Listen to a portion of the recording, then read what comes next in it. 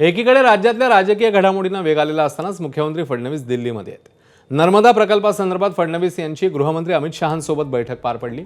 नर्मदा खोऱ्यातील प्रकल्पग्रस्तांचं पुनर्वसन, भरपाई, मूलभूत हक्कांशी संबंधित अनेक प्रश्न अद्याप प्रलंबित आहेत, त्यामुळे ही महत्त्वाची बैठक पार पडली।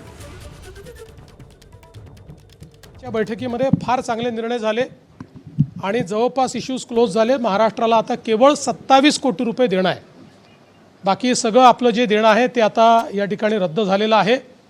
आणि जे 10 TMC पाणी महाराष्ट्राला त्या ठिकाणी द्यायचं होतं, त्याच्यामध्ये नर्मदा तापी डायव्हर्जन या स्कीममधनं 5 TMC आणि 5 TMCची मागणी आम्ही उकईमधनं केली होती, तर त्याही संदर्भात आज हा निर्णय झालेला आहे।